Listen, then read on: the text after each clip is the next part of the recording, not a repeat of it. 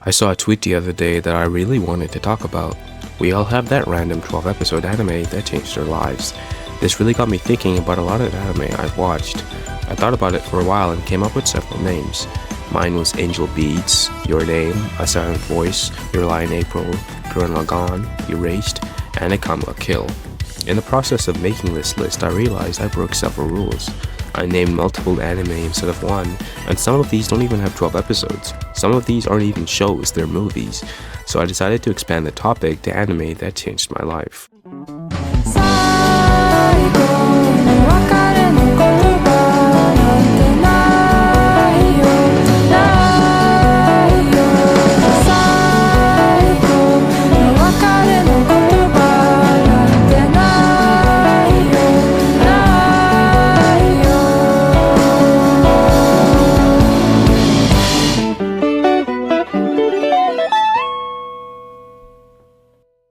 I rarely cry, but while watching Angel Beats, I was almost always in tears, especially near the later half of the series, and especially the final episode.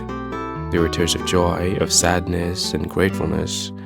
Many years ago when I was a kid, I watched Angel Beats. There was no context to me choosing this anime, just chance, and by episode 1, I was hooked.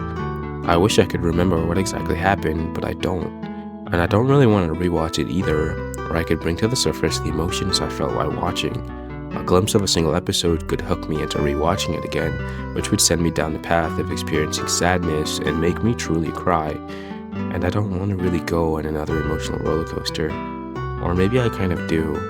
The effects of the show still somewhat linger in me, and even as time goes on, I don't truly want to forget it. I never realized the power that storytelling could have over you, the power to influence your thoughts and actions for years to come, to profoundly change you as a person, the power for you to experience love, to truly cry, and to even smile, all because of fictional characters in a fictional world.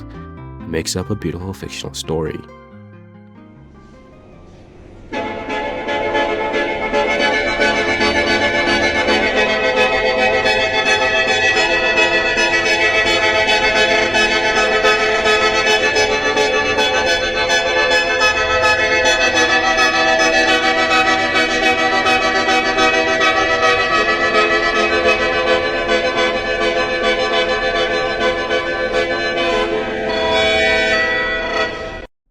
As I keep on writing the script, I'd find myself wondering what exactly is it about these different anime that has stuck with me.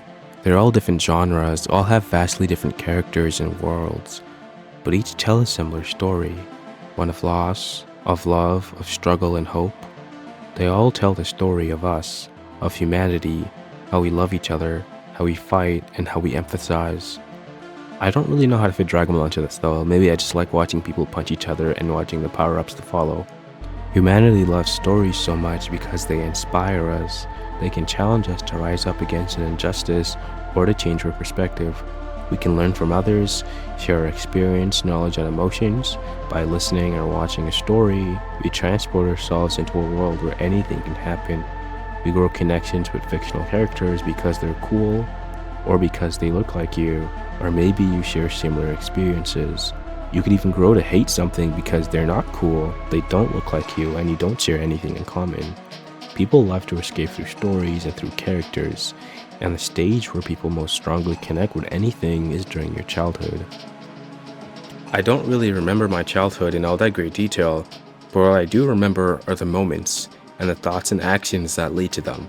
Me and my brother were undecided on what to watch, and my sister suggested a grungy, goth-looking show. The main characters were all wearing emo clothing, and hesitatingly, me and my brother selected it. My sister didn't like the show, while me and my brother, we were hooked.